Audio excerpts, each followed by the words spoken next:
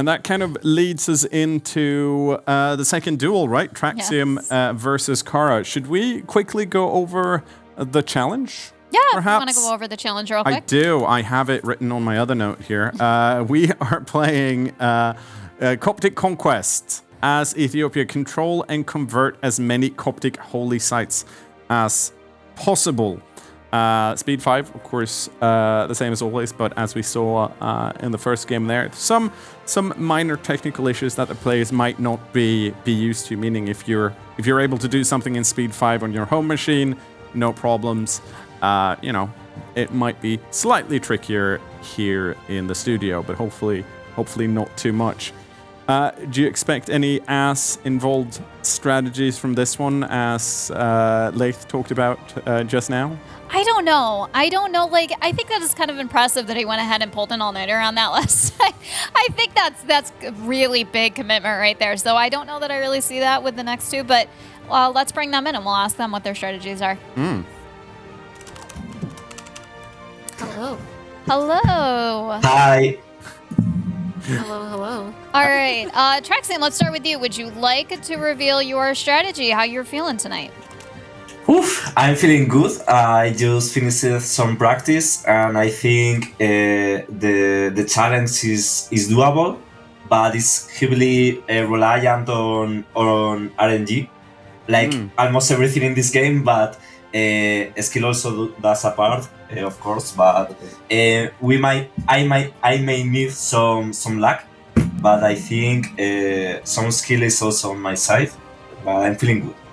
Okay. All right, we'll see how that goes. And Cara, what about you?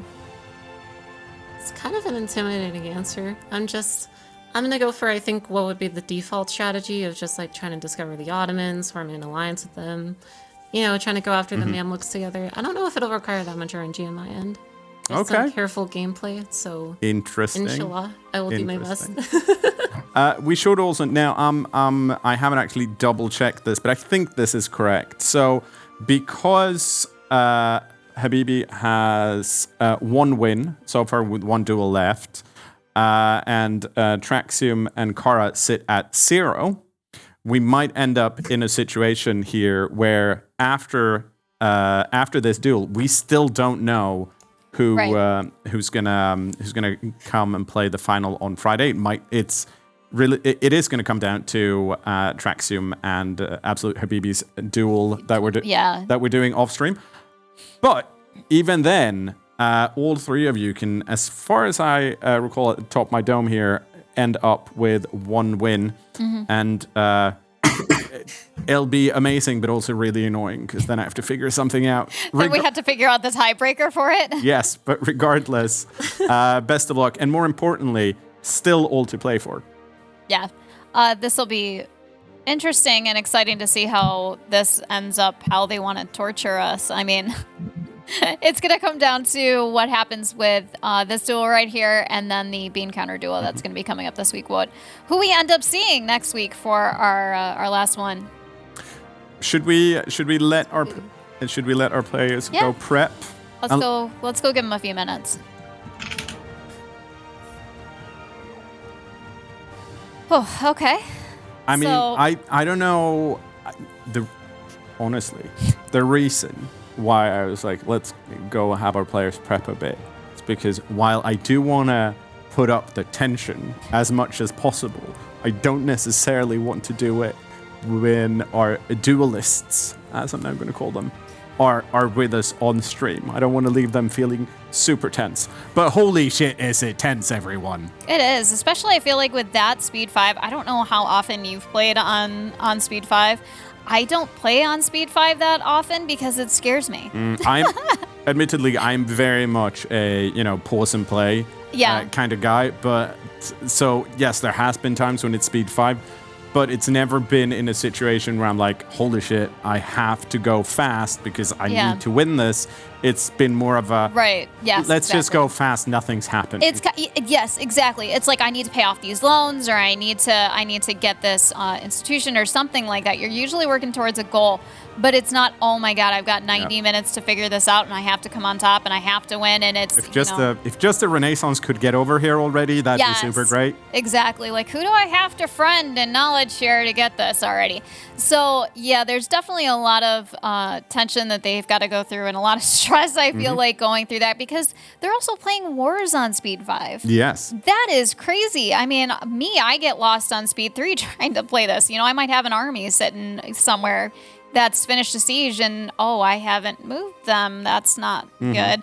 But with these guys, they're going Speed 5. They've just got to keep up and keep up and keep going. So, I mean, it's a stressful situation. So, but I think we can hand it over to our casters. I think we should. Let's hear what they have to say.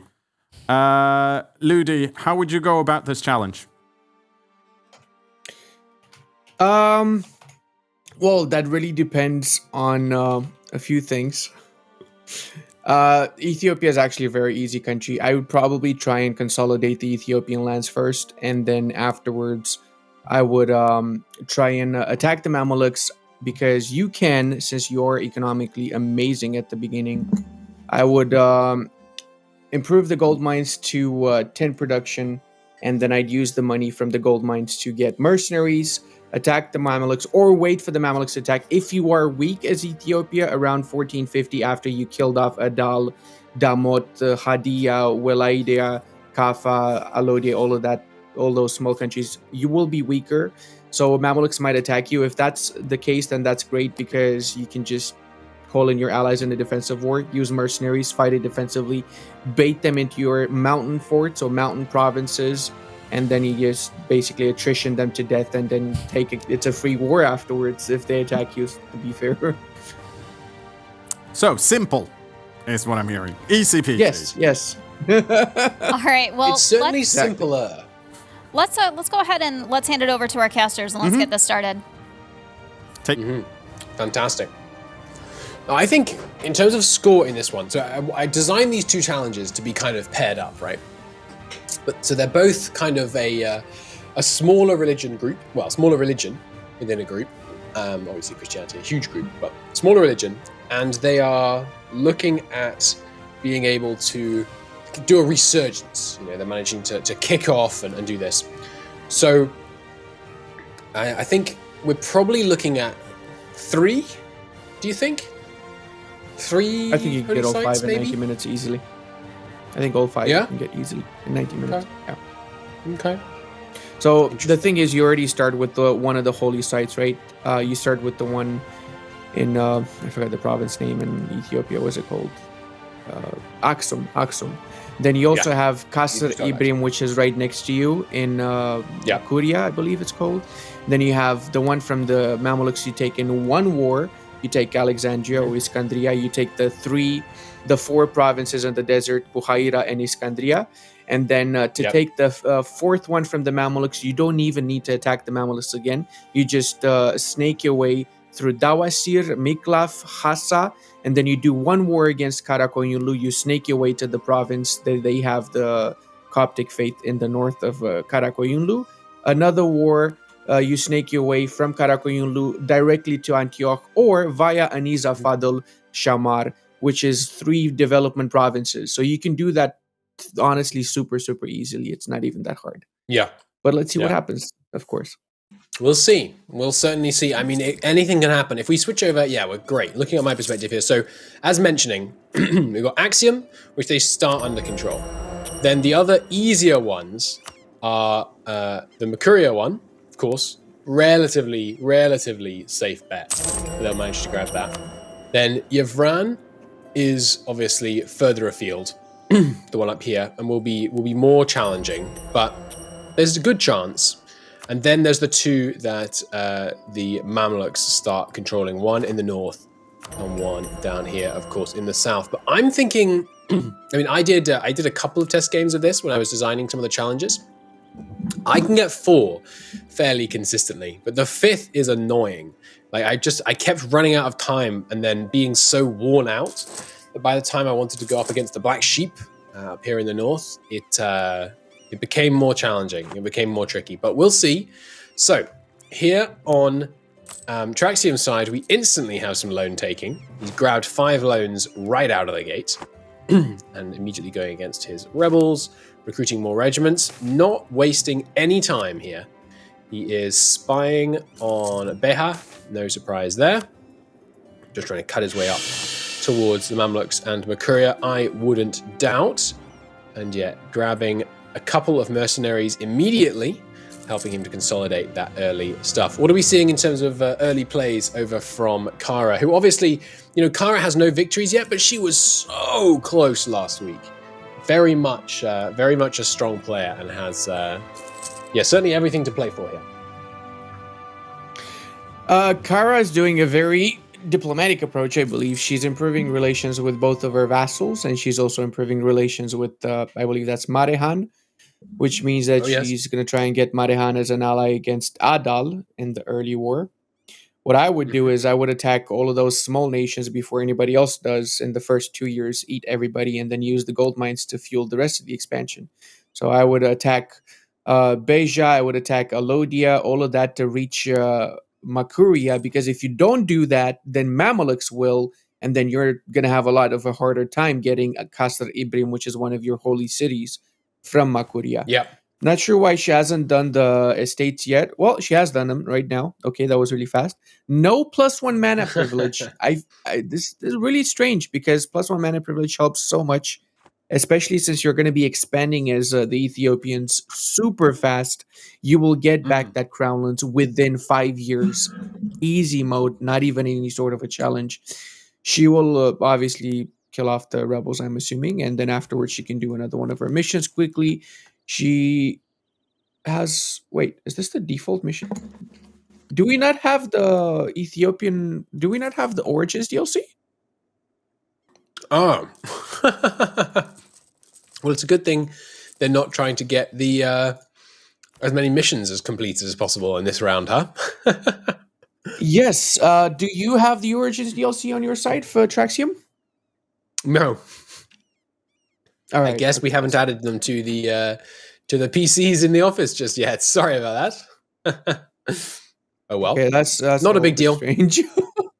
Yes, that is not fine. a big deal though. They've still got the mission, all the Coptic mechanics and stuff. Yes, exactly. Yeah. It does change a lot of things though, because without the DLC, you cannot form Axiom. Well, you can form Axiom, I believe. Axiom, sorry, not Axiom, but it's going to be a little bit different in that case. So it's basically a conquest now for restoring Axiom. It's not via your missions anymore as the Ethiopians. Since before you had to do it via missions, it would have been a little bit different.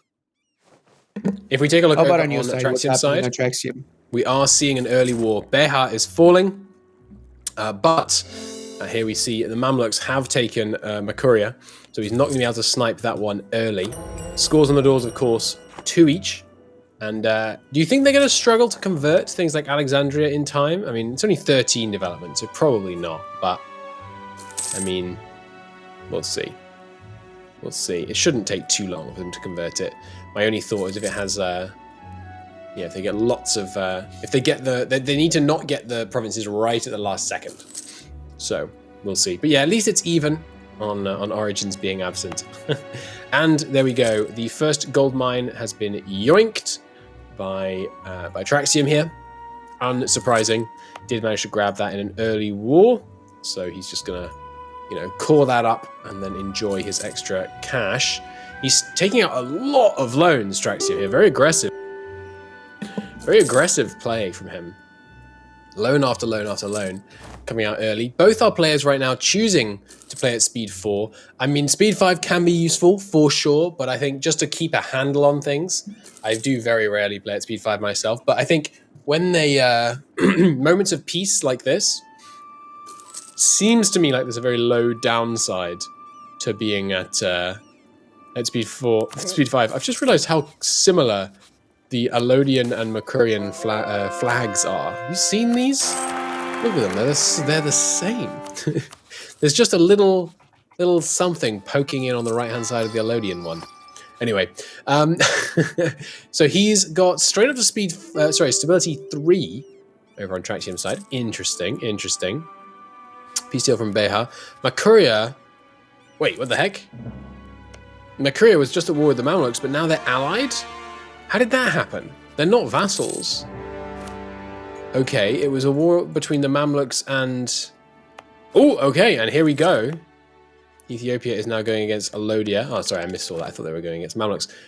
So the Mamluks declared war on Hejaz, who was allied to Makuria, I think. No, they start with Hejaz, right? The Mamluks? I believe. The Mamluks start with Hejaz, yes, they do. Yeah. So how on earth is Makuria allied to the Mamluks? They were at war with them mere moments ago. That's really bizarre that they managed to... That happens actually a lot. As long as they have friendly relations, they can... Yes, that happens. But they... That's interesting. That's interesting. I don't know. Well, that's going to make it a bit more tricky for Ethiopia. But they are consolidating nicely down here. How about Cara? Has she got her first war going yet? No, we're still paused right now. Still paused? Okay. Nothing. Taking a considered approach here at the start. Well, she's seen all of the nation ruining and the bankruptcies, and she's take it a little bit easier at the start. Fair enough. Over on Traxium side, yeah, decisive victories. He's got all 3 of these guys full occupied. I wonder why he's not piecing out. We can switch to Traxium so we can see the war. Mm-hmm. Yes, indeed we have. And yeah, he's got that unconditional surrender coming in. Looking pretty good. He vassalized. Ooh, interesting. Okay. Going for a kind of vassal swarm play. See, this is one of the strategies I wanted to... Oh, look at that. Long Ethiopia. Nice. This is one of the strats I really want to see employed in some of these campaigns, because with the Diplotech being relatively unimportant in these games, because they're not lasting long enough for it to become super relevant, the vassal swarm, just forgetting about your Diplo relations limit and getting a huge vassal swarm, it's viable on a couple of different fronts. One, it reduces the aggressive expansion, of course. 2, it means you get the the 10,000 base manpower out of every vassal you take. That's 10,000 more manpower, basically, because the way they're calculated. It looks like he's going straight for the Mamluk war. Wow, that is aggressive. Not even, not waiting at all. Content that he thinks his vassals plus those mercenaries he's hired up are going to be enough. We will see if he's right. Is that what you do? Go straight for the Mamluks here, or? Okay, not quite straight. He is spreading the troops out. I think that would be a mistake right now. First, you want to attack Kaffa and what's the name of the small one next to it? Janjiro, Alodia.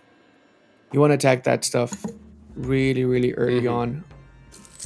Mm-hmm. I do think that's right. I mean, a lot of that consolidation is worth doing for sure. But we'll see. He still does seem to have the men up there, although he's spread them out a bit more. So maybe it's not so much an immediate push that he's looking for. Already in 1451, we're going for a much faster game than we saw in the previous one. Has Cara allocated her merchants? I'm curious, because so far no, not yet. Bothered. The goal for this part, chat is asking. Good question. What they're doing at the moment is they're trying to get as many of these Coptic holy sites under their control and converted to Coptic in as little time as possible. He has obviously started with Axum, and there are a couple of others that are relatively close by. It's worth noting that, as you can see here, Makuria has 1, the Mamluks have 2, so that's basically 3 of them all under the Mamluks. And of course, remember, if there is a tie, if they both get all 5, it will be the in-game date that they achieved it by. So if they all do it, super quick now, they will find themselves being tie broken in that way, and they can of course restart. So if they do it in the first 30 minutes or something, they could just try again and see if they can get it the next time. I'm very curious about what Traxium's strategy is here, because he's just kind of sitting there losing money right now. Maybe he's hoping for a Mamlukian declaration of war. I mean, there is one. He's going after Shamar and Medina, but hoping they're going to lose some manpower maybe. Mamluk's looking fairly solid, and there is their annexation. I mean, one strategy would just be to speed 5 until the Ottomans declared war on the Mamluks, but that would be... I mean, you could get there, probably, but it would be a risky play. And, yeah, he needs to get the province that's all the way up here. I think what he needs to do first is consolidate his power, take the lands from Kaffa, and afterwards deal with the Mamluks, because if he doesn't do that, then he's not going to have enough power to deal with the Mamluks, and he's going to get attacked from the south. He's going to collapse very easily. I mean, I personally, I would agree. How's Cara doing? Is she consolidating yet? I actually desynced, so I'm trying to reconnect to the game now. Ah, fair enough. Okay, well, we'll stay over here then on this perspective. We're looking at, yeah, I mean, he's lowered his troop numbers. He's got rid of his mercenaries. I guess he was maybe hoping for the Mamluks to face more of an obstacle in their first war. But so far, it's looked like he's not having any kind of real trouble. We've got, some conversions ongoing. Let's get the religion map mode properly bound here. So yeah, he's getting some conversions done, and looks okay for him so far. But it's going to be interesting. I mean, the war against the Mamluks, it gets harder over time, unless of course you're growing faster than them, of course, which is very plausible. But in general, it's getting harder over time until basically the Mamluks go up against the Ottomans, or if they go up against, a big coalition of nations, like if they go into after Hansa right now, for example, do they have they're allied to Hansa, but there are some nations here like Cara Kuyunlu, for example. If there was a Cara Kuyunlu and Mushasha coalition against them, but mostly it looks like it's just going to get harder over time. It's also slightly struggling with some vassal loyalty right now, which of course is only going to get worse if he lets his Diplotech fall behind. I think he's making a bit of a mistake there with the expansion that he's done, but that's just my opinion, of course, because he's already in 1454 and he doesn't have all of the Ethiopian lands. By 1454, you should have all of the Ethiopian lands, because then the Mamluks are going to get super strong. They have Muslim tech Mamluks, right? So the Mamluks are considerably stronger after they get their military tech upgraded compared to the Ethiopians, which will fall behind. So by 54, he should have had all of the Ethiopian lands to make up for that difference in unit pips, with the extra money that he gets from Kaffa, that he gets from the lands that he expands into the south, so that he can rely on mercenaries for the initial war against the Mamluks. But like just speed fighting it like that, he does have actual now. Yes, and he has been developing up the production there. So I mean, he got that one early, and he has been bumping the production. But yes, I am also is there an alliance chain that we're not seeing? In this situation, speed 5 is not necessary unless you actually need speed 5, if you know what I'm saying. He's going after Dongle. It looks like he's just trying to establish as many vassals as close to the Mamluks as possible. Get their troops ready to fight up there. But I agree. I mean, wrapping up some of these wars in the south does seem like it seems like a pretty should be a priority, play, right? Exactly. Yeah. Because the longer he waits with that, and the longer he doesn't kill those small nations the easier it's going to be for the Mamluks to kill him afterwards, because he doesn't have the strength, he doesn't have the consolidation in the south. By him taking those lands early on, he consolidates by the moment that he goes to war with the Mamluks, and by the moment that he needs the extra units, the extra military, the extra cash, because you need to also lower the autonomy, you need to do a few things to make sure those provinces are giving their best to you, essentially. Like if we move over to Cara's side for a little bit here, she's doing a great job actually, because she's attacking Kaffa. She's trying to focus on Kaffa. She's trying to take out the southern bits in Area. After, you should go for Adal, and also you should go for Beja, Makuria. Beja actually attacked and annexed Makuria, so this is a golden opportunity for her. She should set up her second army to attack Beja, which is allied to Shamar, so she could attack Beja, fully annex Beja, vassalize Shamar, and use Shamar to get the next two centers of reformation. The holy sites. Because Shamar, she could annex. I'm sorry. We will definitely. That's a great strategy, and I love it. But let's come back here because Traxium has declared war on the Mamluks. Makuria, being the war leader, is going to favor him for sure. But the Mamluks, I mean, they've got a lot of men. They are not in another war. He's content to take them mano a mano, and we will see. I mean, Ethiopia, yeah, they're cruising up. Their vassals are charging forwards. He's got them set on siege, it looks like. No, he's got them set on supportive. What's the like tech difference he has set between the attachments. Mamluks? Sorry? What's the tech difference between Mamluks and... Mamluks have taken Tech 5. Ethiopia has as well, so they're the same tech level. But of course, as you mentioned, Mamluks do have that sweet. If you check the unit pips now between the yeah Ethiopian and the Mamluk troops, it might be the same tech, but it's a different world. Oh no, actually, the Ethiopian troops are substantially better. They have double the pips. Oh really?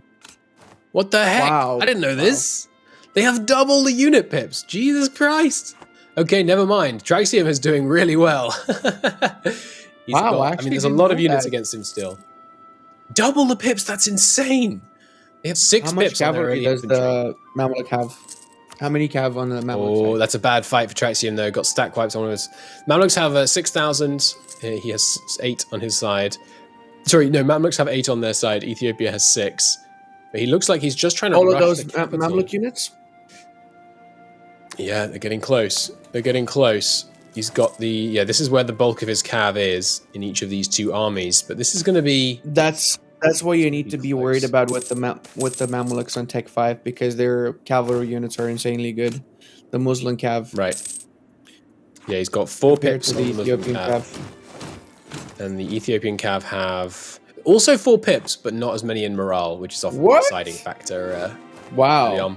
I know, I didn't know this. Ethiopia apparently has absolutely I didn't know also that Ethiopia had units. Yeah. We're all learning something today. And here we go. The Mamluks have split up their armies a bit, so he's hoping for a stack wipe. And he gets it. That was a heck of a fight.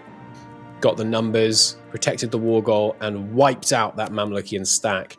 That does wonders for the numbers, which now look relatively even in this war here. He's also managed to persuade his vassals to attach up to him. And he's pushing in. Remember, of course, these players are playing without spacebar to pause. And before you've played without spacebar to pause, it's very hard to know how difficult it is, because it really does make it a lot more challenging when you have to actually click in the top right to pause the game. But going pretty well here for Traxium. He's got the Mamluks now romping around, besieging some of his homeland. But he's pushing through pretty successfully. He's got the Mamlukian capital under control, and it looks like he's sending just 4 units to go into a carpet siege of central and southern Italy, Egypt. Meanwhile, his army races south to do the siege, and look at that, the Mamluks running away, not prepared to take a mountain fight, and that is why. Look at this war being conducted extremely effectively by Traxium, all at speed 4, no hesitation, no slowing down. He's got this sieges coming through. Hejaz trying to reduce the amount that he's getting carpet sieged in the north. Not successful so far. He might leave a couple of units behind. Oh, another fight, okay, coming into coastal desert. And yeah, look at this. These pips are just showing. Wow, he's winning these fights in just a matter of days. He does also manage to have 8 discipline already. Where is he getting the extra bit? Ah, yes, Will of the Martyrs. He's gone with that as his first patriarchal blessing. And he's managed to cut in here pretty effectively. He's paused, potentially looking at a peace deal. He could... no, he could take almost nothing yet. Mamluks are... they reckon things are going well. Right, no, sorry. It's because I'm looking at a peace deal that would involve Makuria's annexation. He does need to occupy Alexandria. It's going to be some of his issues if he wants to try and grab that holy site in this war. But I suppose he doesn't need to. If he just takes it... Because he's going to have to fight the Mamluks again, right? Oh, these fights are just beautiful. The Ethiopian troops, I didn't know they were... These North African warriors are absolutely... He doesn't need to take all of those provinces. He can just take the ones by the desert, like the ones on the edge. That way he avoids taking an extra, 5-6 provinces, essentially. Yeah. But does he want to avoid that, or does he want to just use this as a moment to grow? I mean, it depends. Are we speed running this, or are we just? Because if you want to grow, you don't necessarily grow from the Mamluk lands right now. You grow from the southern bits, True. especially the gold-rich areas. True. He has got control of all the gold as well, and he's integrated the vassal. So he's got Because both you those have to gold realize provinces that down there, looking pretty good. Taking extra lands from the Mamluks simply means extra aggressive expansion with everyone in that area, which is Muslim, right? True. So that is a problem. True. You want to take the least amount of provinces and then hop on over to Antioch afterwards, either from the eastern parts via Shamar or from the coastline also is an option, right? Hop on over coastline to coastline. Yeah, definitely plausible. So you'd be looking at a peace deal that was more like this, grabbing up to including Alexandria. I mean, that is almost as soon as that siege falls, it's looking like that is going to be a peace deal that Manchuria will accept. Exactly. Of course, Manchuria is going to be cranking on the war exhaustion since they're full occupied right now. And the Mamluks, they did siege down his gold mine, which he's got to be annoyed about. Oh, he didn't co-belligerate the Mamluks though. I just noticed he did not co-belligerate the Mamluks. No. Okay. Double the aggressive expansion. That is not great. Ouch. I guess he was worried about calling in probably Yemen. Yemen and Hassa would have been the only two significant ones, but that's... yes. I mean, he has been winning these fights pretty handily, but if he had a lot of extra troops, it would be more challenging. And as we're seeing, he is still able to take all the way up here. Yes, way more aggressive expansion, but he's going to be able to cut a path all the way to the Mediterranean, even without having to face their allies. That's pretty nice. Yes. Ooh, but he's getting sieged now. And a rebel siege has broken out in Cairo as well, so he was probably gonna try and avoid losing Cairo. Obviously, he just keeps failing these 35% rolls. It's tricky. And there it is. The siege of Alexandria is completed. He's paused. He can't quite get the peace deal that I suspect he wants just yet. -26 for now. He needs to win a few more fights before he's going to be able to yoink his way all the way up there. Is there a shorter route? Like if he didn't take this, no, he's not occupying any of this. So there is another shorter route. Yes, he could take the Red Sea coastline. So the one you were clicking on before, like yes. Suakin, Halaib, Kusaib, all of that. Work your way all the way to the coastline, and then you just take the adjacency from the coastline, right? Right. Makes sense. He'd need to occupy it if that was to be the objective, and he is currently losing a pretty minor... Oh, there we go. Okay. Decided to just stop one short of Alexandria. Makes sense. We'll have to siege that fort down in future, but other than that, a relatively kind of the peace deal we expected. Did take both provinces in Manchuria, which is not actually what I expected. Having Manchuria there as a war leader that you can beat up is kind of nice, right? I think I might have left them... but still, nice play from Traxium. Good early war against the Mamluks, off to a strong start. Let's take a look at Cara. So over on Cara's side, we've actually consolidated most of the small nations in the southern bit. We still need to take Enarea, and we also need to do the war against the Adalians.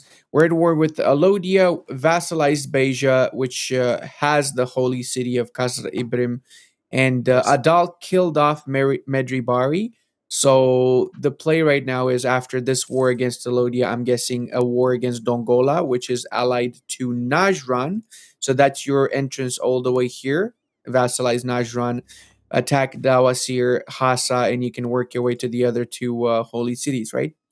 And at the same time, attack Adal, kill out all of the competition essentially, and use the gold mine in Kaffa to, get all the money you need to. So after the Kaffa province is cored, boost this up all the way to 10 production development, lower the autonomy so you actually get the amount of money from there, because if you don't have the autonomy closer to 0, you're losing out money and manpower. Sure. So I think it's a pretty good start, pretty solid, consolidating everything as she's going. So she hasn't had the war against the Mamluks yet, but there's time for that after the Adal war, or whenever she's ready for it, I guess.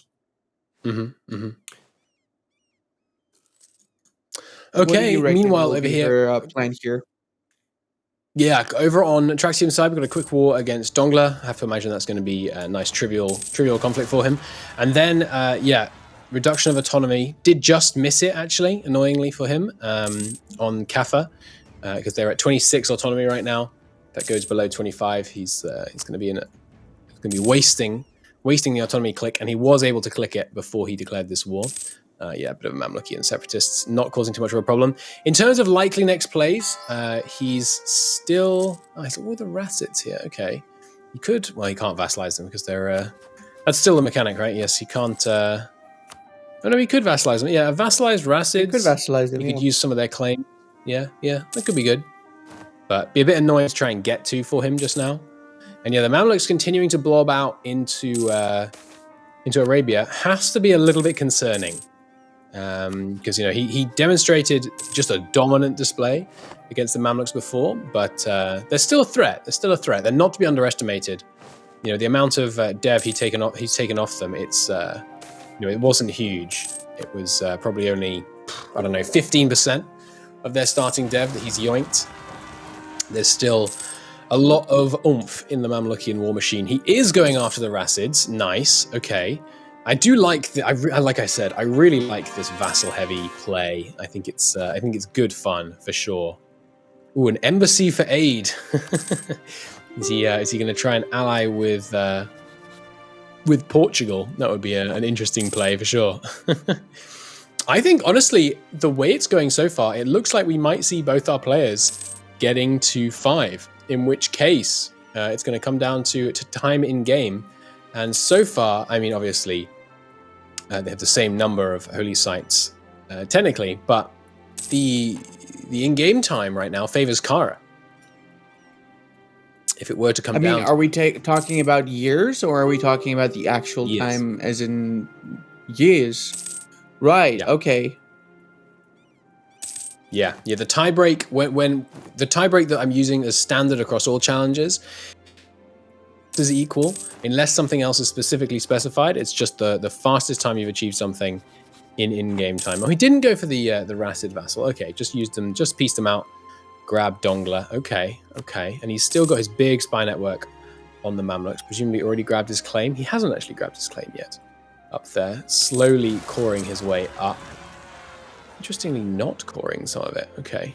Getting a bunch of separatists. He's got plenty of admin points. Not sure why he's not coring on his way up there. But yeah, what we're seeing, I think, from Hassim from Traxium is a very, very efficient play. Like, there's no... And by efficient, I mean efficient with his effort and with his time. Not min-maxed. He's trying to just go at top speed. He's storming through it. And to me, that makes sense. He's pushing it to the limit. He's got all these vassals. How many vassals is he up to now? 4? Nice. Well, he, of course, annexed 2 of them in the south, so these are 4 new ones. But yeah, he's doing pretty good stuff. And the truce with the Mamluks, only 6 more years. He's burnt through almost half of it. And so we'll see.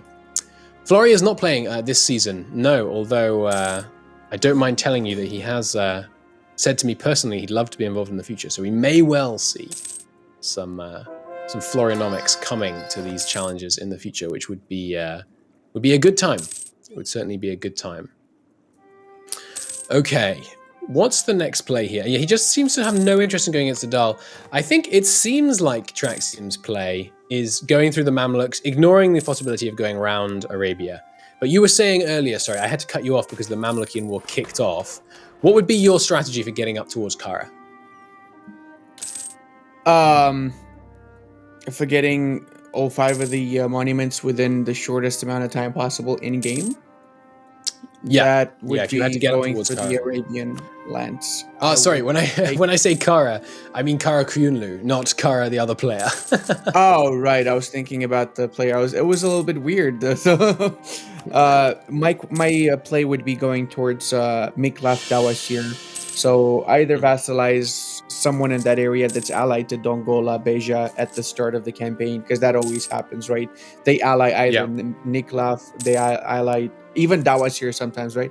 And you vassalize whatever, and then you can take provinces next to your vassal. So you just take all of the provinces that you need to snake around the Arabian lands, because there are 3 development provinces, literally not even any sort of aggressive expansion to take all of that snaps there. Yeah. So you can snake easily all the way to Mushasha's borders, all the way to Aniza, which now is gone on Traxium's side at least. And then you can just have the big wars. You just need 2 big wars against the Mamluks and the Karakuyunlus, and that's pretty much it. You can have all that you need.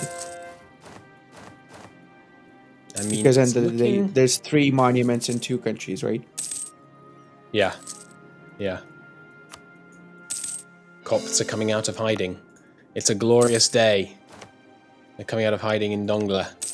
What does that actually do? Does that fire a modifier? No, it doesn't. Okay, interesting.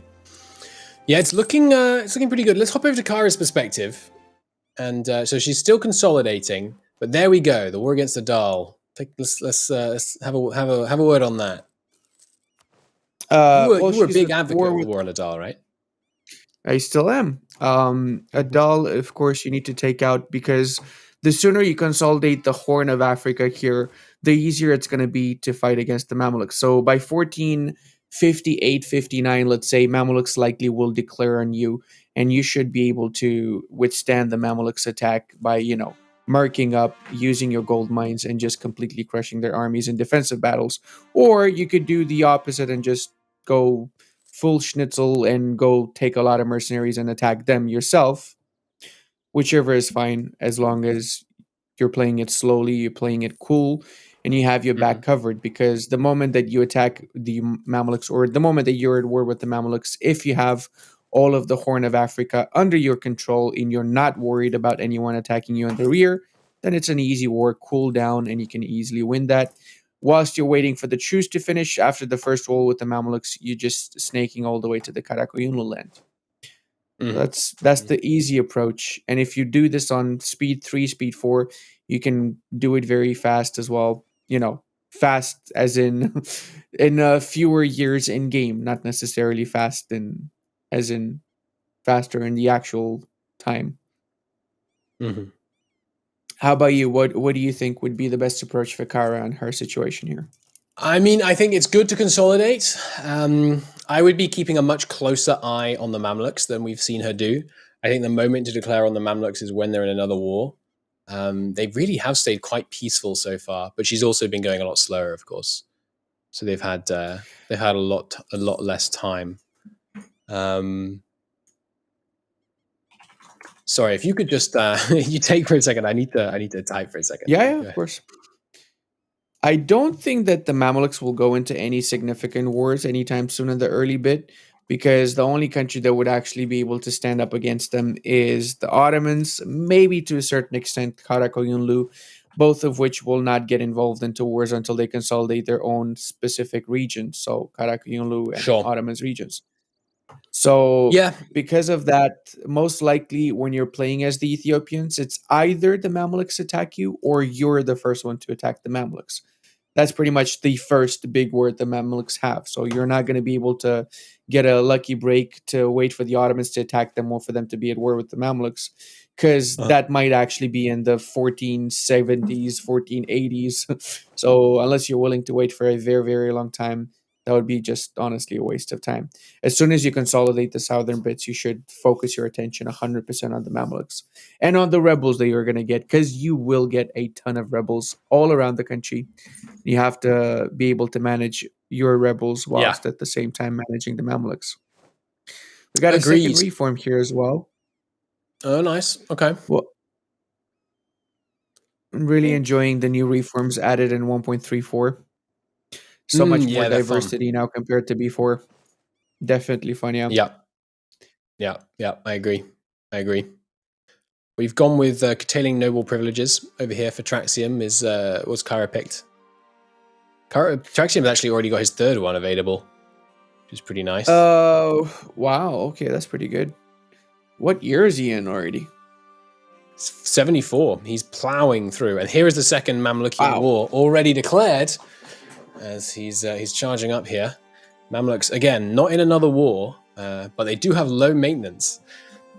Their troops are, unfortunately for Traxium, behind a fort, so not going to be able to take too much advantage of that. He's just shuffling some generals around while he charges in here. We'll see if Adal feels strong enough to take advantage of this. Adal, at the moment, looking very weak with just 6,000 men. He'd have to take some fairly serious beatings, and yes, he's straight on in to the siege of Cairo. No hesitation, making best use. I think the troop advantage that he had earlier is going to diminish, though actually they're still at 4. Ooh, big battle here. Oh, it just doesn't go his way, but he did manage to hold them south long enough that he might be able to get Cairo. Yes, they're not rushing towards the siege, so it looks like he'll be able to get it. Oh, it's going to be close, though, because they've got both these. He's got 30,000 coming towards him, 14% on the siege. Oh, no, okay, and the Mamluks are not quite capitalizing on it. Oh, but here they come north again. It could be very, very close. The big stack. They're still going for the sieges rather than the fight. Wow, they're really scared of those Ethiopian infantry, and to be honest, I do not blame them. But gosh, that is close. He's got his big army down in the south, but I mean, look at this. It doesn't look like a unit that this guy needs to be afraid of. Look at that. Look at that Mamlukian unit model. That is very cool. But yeah, it looks like Cairo is probably going to fall this tick. I'm calling it 100%. Yeah. Nice. Okay, so Cairo has fallen. Now we're looking at a large amount of Mamlukian stacks roaming around central Ethiopia, though. We'll see. Oh, another fight. Not looking superb, even with those excellent shock pips. Ooh, it's close. Yep, they are going to carry the day. Mamluks sent packing there. Lovely jubbly. And now coming south, but low-ish manpower on Ethiopia. Egypt, yeah, did manage to regain a lot of manpower. The speed that Traxium has been going already in 75, cruising through the years with only 38 minutes played so far. Absolutely blitzing through. And here comes his big stack from the south. But that's a lot of Mamlukian forces standing between his two stacks, not able to consolidate too easily. Ooh, but the Mamluks making a critical tactical error here. Looks like they have split their forces, allowed him in between their two big stacks, and there we go. He is now going to be able to defeat them in detail. It looks like that ever-present strategy of war. Take a breath. It was quite a long sentence. But there we go. The Siege of Cairo has started again. And it looks like he's going to be able to get up there to relieve it in time, unless the AI gets some truly stupendous rolls. Looking like he's going to be able to yoink it. So how much could he yoink in this war? He has to, follow the coast. So he'd probably take... He could do it. He could take all the way up to Aleppo in this one war. Not Aleppo, sorry.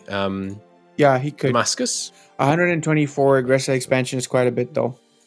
He should probably also take Halab, so he has a border with Akko Yunlu for expansion into Yerevan afterwards. You know what, though? The fact that he hasn't met the Ottomans is doing him big favors right now. That's not that bad. I mean, it's Akko Yunlu. Really not bad, yeah. It's not even Cara Kunlu. What the heck? Of course, because Cara is, they're still Islamic, but they're Shia, so they're less concerned. They're about, Shia, yes. Sunni getting beaten up. Yeah. I think it's 50% modifier being the same religion, exactly the same religion, and only 25% being the same religion type. So, yeah. Oh, he did just lose the Mountain of Kings.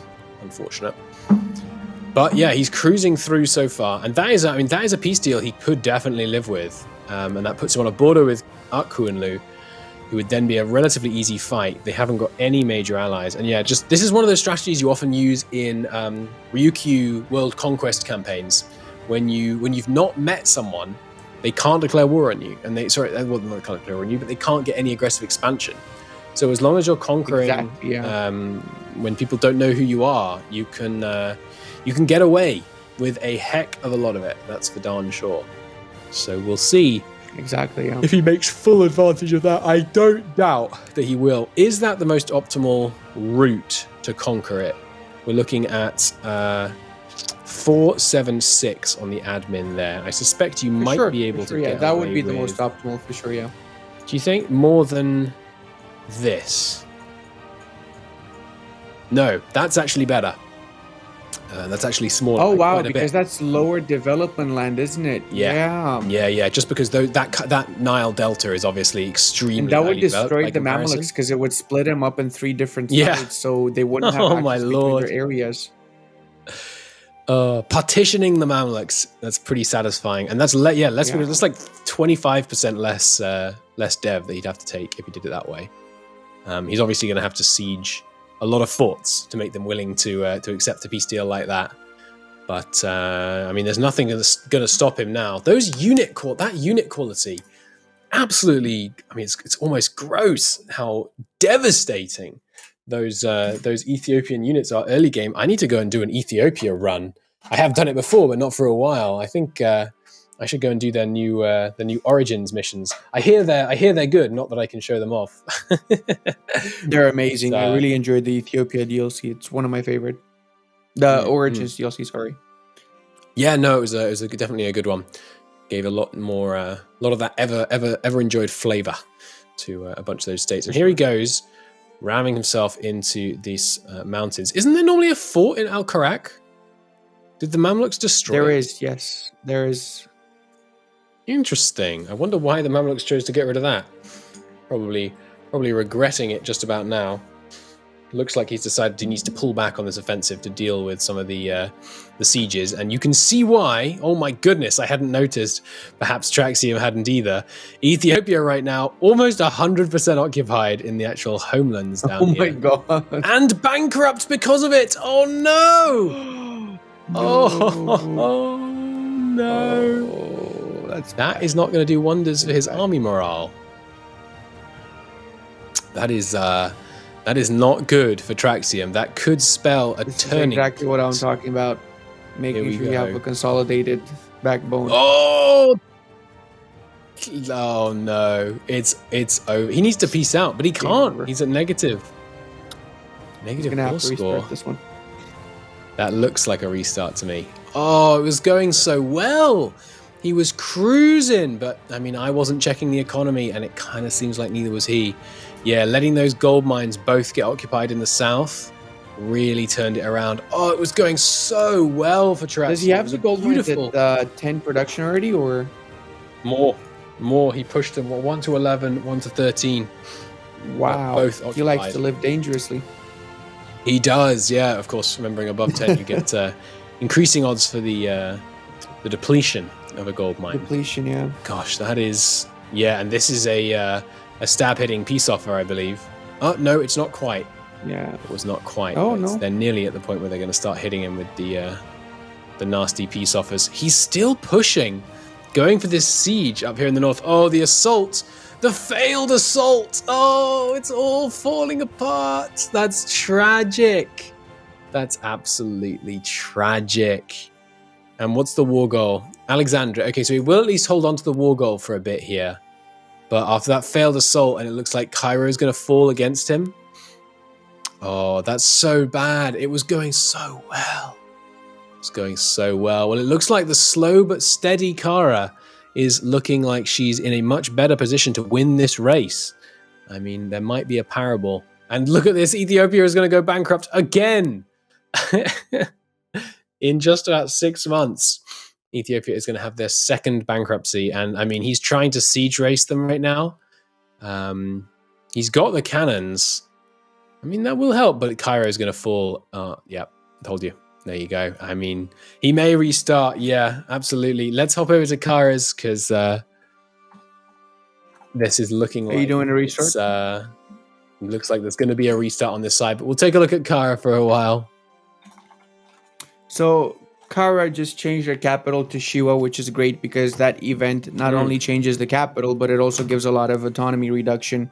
Speaking of, she should probably lower the autonomy in her provinces because she has some provinces with 90 autonomy, which is a major issue.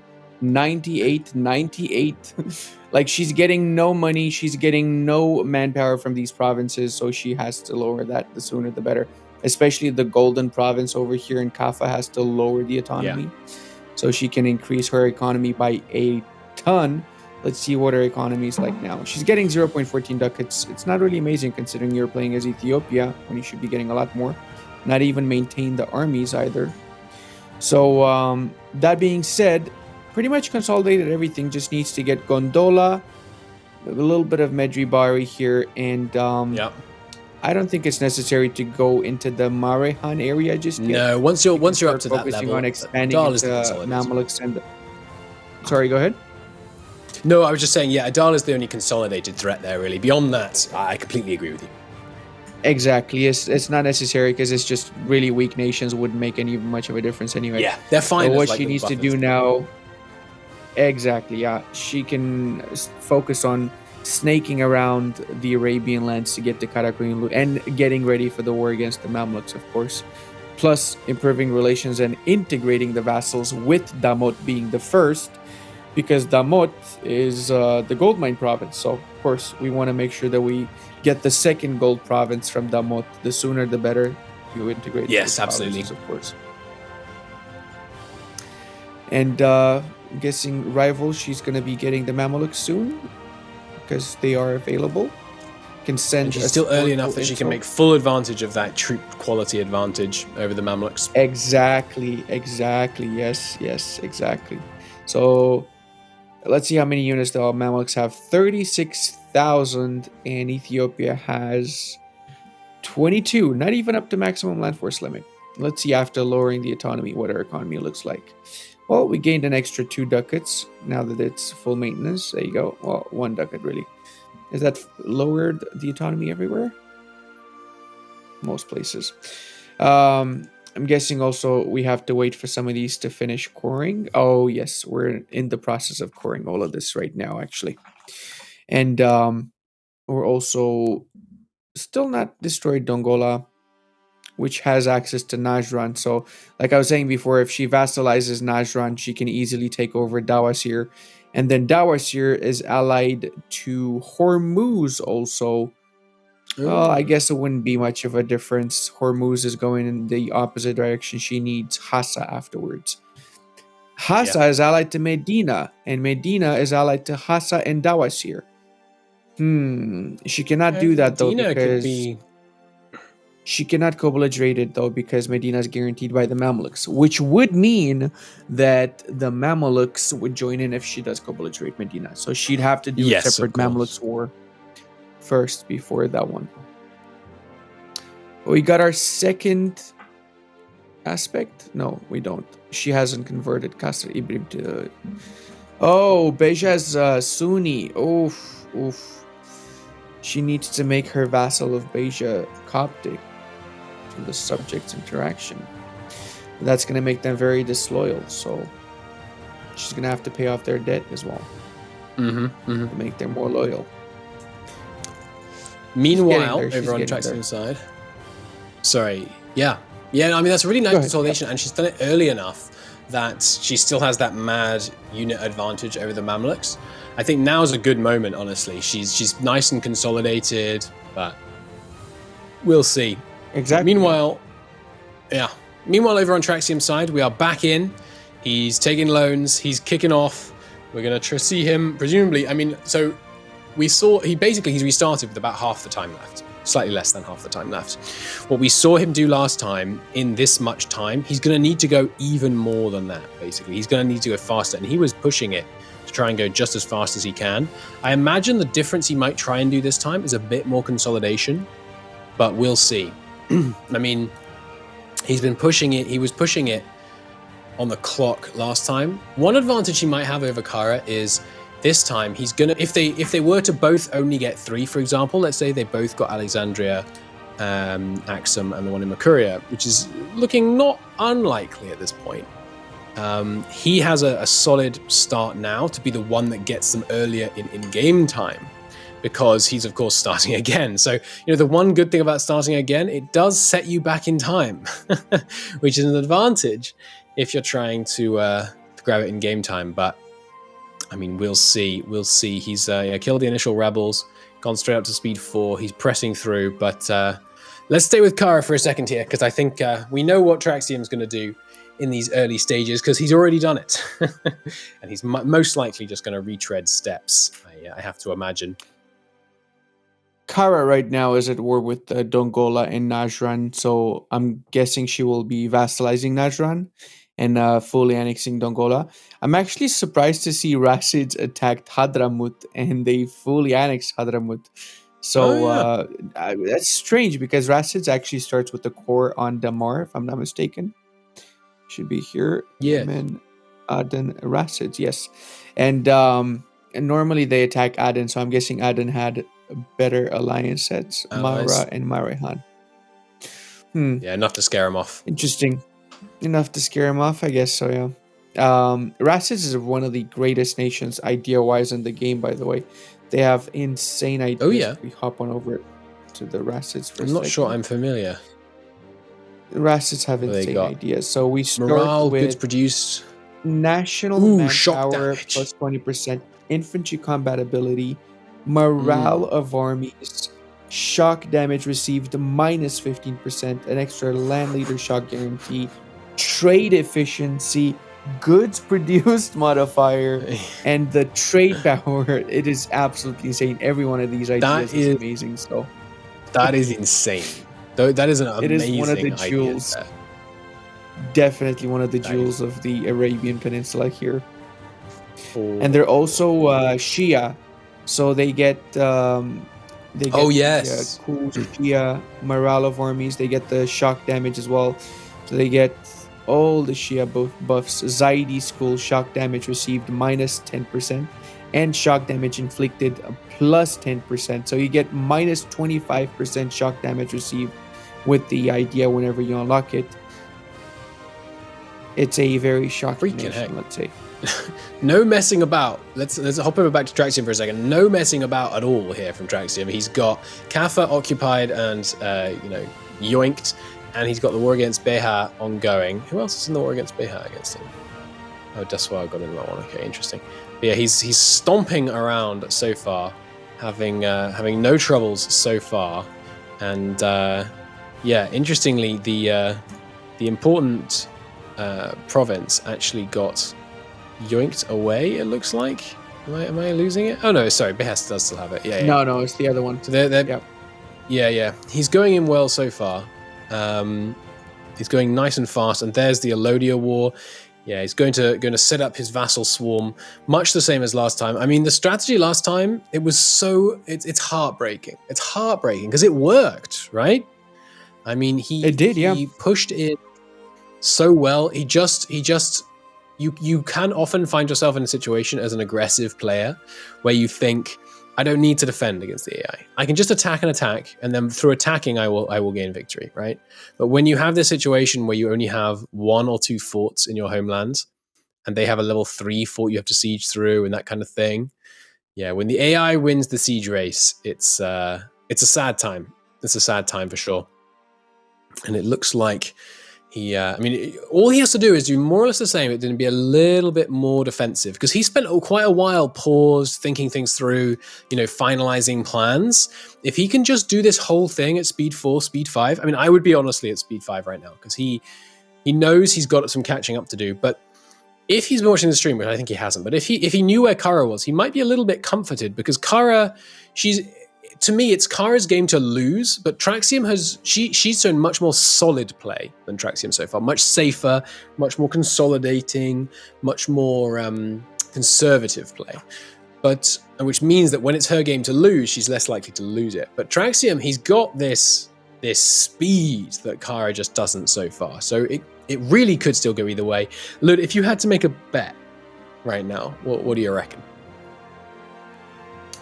We have 35 minutes left. Cara's likely going to get 1 more centers of reform. Well, holy cities. Alexandria. Called. Yes, Alexandria. I think Traxium might win it if he pushes Mamluks with 2 wars. But at the same time, Traxium doesn't really focus on actually getting a proper power base, so he might end up in the exact same situation he ended up in last time, unless he actually does consolidate and kills off Adal and make sure he has a power base to attack the Mamluks from, right? The thing is, I'm going to bet on Traxium, because I think the mistake last time, I agree he played a kind of fast and loose game, but what he didn't do was play a game that couldn't be won. Right? It wasn't that he hadn't killed Adal that got him. It was basically just a lack of concentration. a lack of situational awareness, which I can't hold against him because I had it too. Yeah. I completely lost that I missed that Ethiopia had been invaded. So if he just deals with that, he's going against Adal though. Okay, interesting. But if he just played it slightly differently and sent the army south, his army was smashing the heck out of the Mamluks. When they actually met before the bankruptcy, he was annihilating them. Oh, that was unfortunate. They did just get stack wiped on his Dongla siege, but he's still trying to go as fast as possible with no manpower here. The thing is, though, that's those infantry pips are just horrifying. They're so powerful.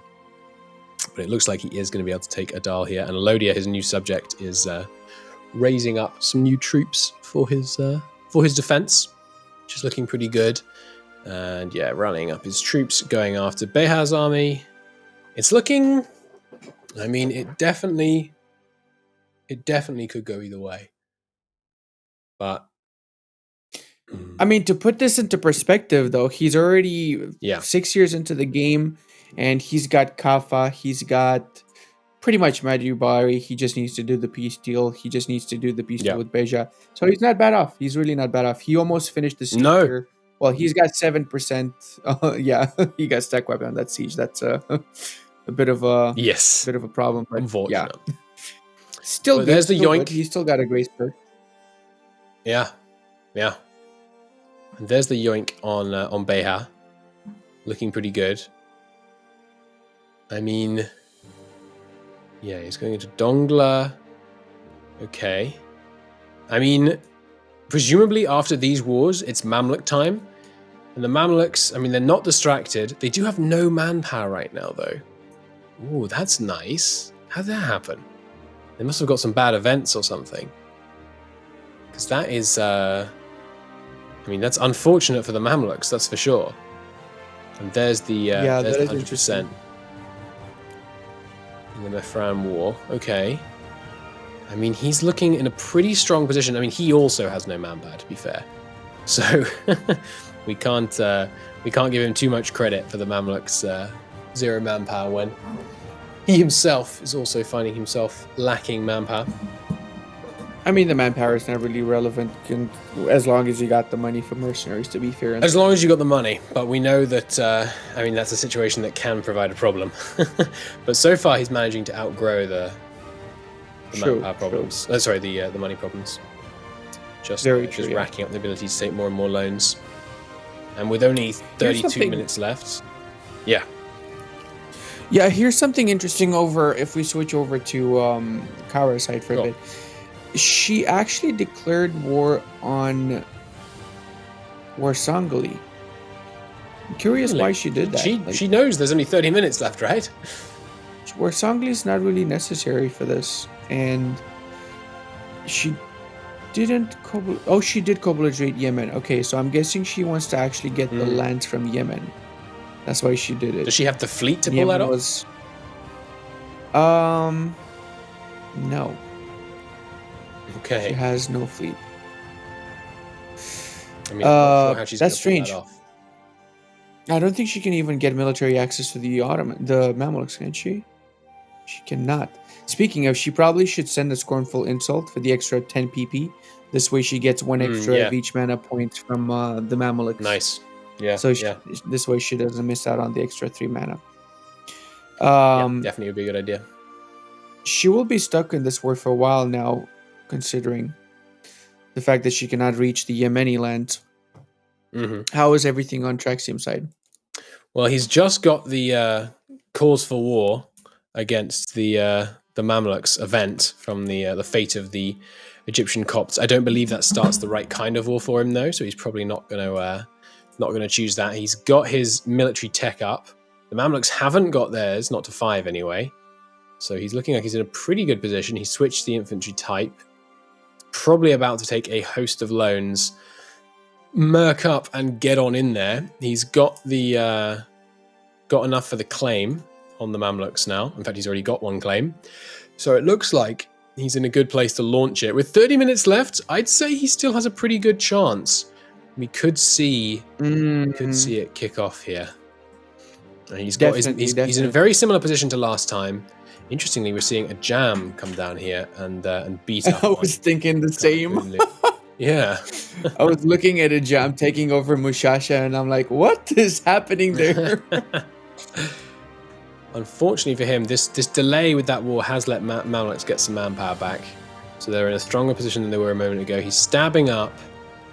You have to imagine he wants to declare at the right moment. You also imagine, this is going to be a direct war on Mamluks this time, so he will be able to take Alexandria. Of course, yeah, in the first war. Yeah. So that would bring him to 3. He will have to convert this province, of course, which let's see. Right now, okay, he can do that pretty fast. Yeah, 34 months. No time at all, really.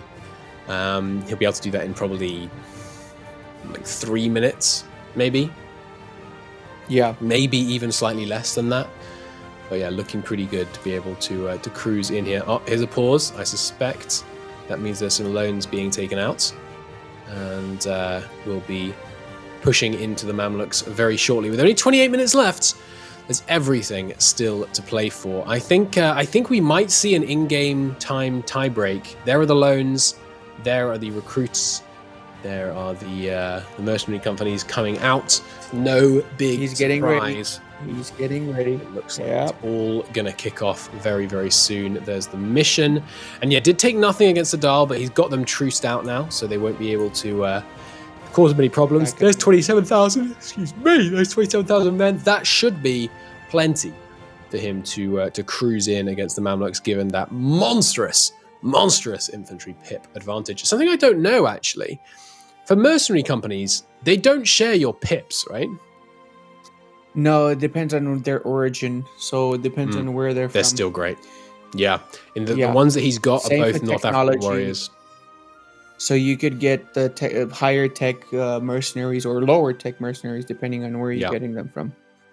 His, in actual fact, I agree that's how it works, but in actual fact, his are just the same tech level as his normal troops. So he's cruising straight up to Cairo, no hesitation. Anyone coming in to defend the Mamluks? Yeah, quite a few actually, because of course the direct declaration. He's got Dulkadir, Fal, Hejaz, Hisinkafa, Hormuz. Okay, quite a few coming in against him. Numbers-wise, yeah, it's not looking too bad, because remember, of course, he has a big chump pile of people on his side as well, looking pretty good.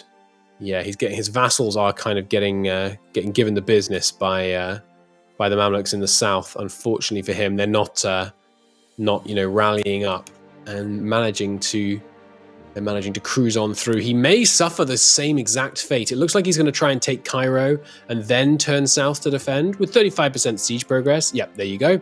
You have to imagine he's going to be able to get away with that. But this is a big stack that he's got to fight down here. But remember, his infantry are literally twice as good. They're twice as good. And so if he can just hit them in little stacks like this, defeat them in detail, he's not going to find himself in a difficult spot. He's doing great also. He's going for the stack in Dongola. He should go for the stack sieging down. Very nice micro. Alodia too. That is perfect right there. He can easily stack wipe so many of them before they merge. They're just not consolidating. Actually win the war from that. Yep, exactly. He's doing it. Yeah, how to defeat superior numbers in 5 easy steps. Sultans hate him. Exactly. He's doing it right. He's doing it exactly right. He's got them into lots of small little groups. There is a lot of them up on Cairo. He doesn't want to lose that siege, but if he can just take out these final 2 stacks in his homeland, and of course, he's playing it a bit more conservatively. He's paying more attention to defense this time. You can't blame him. For sure, It's what cost him last time, so I mean it makes a lot of sense. He has got some disloyal vassals who are not helping him out, quite a few of them actually, but in general still looking pretty good for him. That Mamlukian siege of Cairo, let's keep that on the screen so we can pay close attention. He is down to 7%. I mean, he's going to have to go north pretty quick. We all know that when the AI has 17% chance and it's vital they don't get it, they get it 100% of the time, so we'll see. Oh no, okay, he got lucky. 28% though this time. That was a good tick that they just got. The armies are going in. He's caught an attack before it, but just at the last possible seconds. Unfortunately, that did just get away with him, but he's caught them out. Ooh, that's a less good fight. With the river crossing, that's not going to go his way. Oh, it may just. No, with the reinforcements, it's not going to. A turning point. That could be bad. That could be bad. I suspect. How many He's loans does he still have so far? certainly in with a chance. Sorry? How many loans How many- does he have so far? Loans. He is right now at 1,200 loans. He's at 24 out of 60. So he's got deeper pockets than this fine. available to him. Yeah. Yeah. But while this war rages I would- on, what's Cara doing? Surely Cara is angling to be at war with the Mamluks soon. No, Cara is still consolidating the southern bits here. She has Najran and Gondola. Well, she doesn't have Najran yet. She couldn't get to it, so she just fully annexed Dongola. And she's still waiting on the war with Yemen. She's building up a fleet slowly, I believe, here. Yes, Oh, there you go. okay. 3 galleys working on, I guess. It's pretty much it. She Not needs to much take the fight to the action. Mamluks. I mean, only 23 does. minutes left. She I'm gonna, I does. think I will remind both players that there are now 23 mins left. I would just because they need forget to, about Yemen if I was her. If I would forget about Yemen, I'd peace out the Warsangli with whatever, and and just focus on the Mamluks afterwards.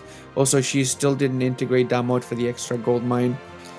Medri body for some reason is still around there. She could easily kill that off, and she needs to integrate Beja also, because Beja's Yeah. got the city that she needs for the challenge, right? Kasra Ibrim. So she has Yes, to integrate it. yes. Gosh, that would be a bad way to lose, just not quite being able to annex your vassal in time. Exactly.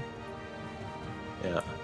Meanwhile, back over on the Mamlukian War, we are pushing up north.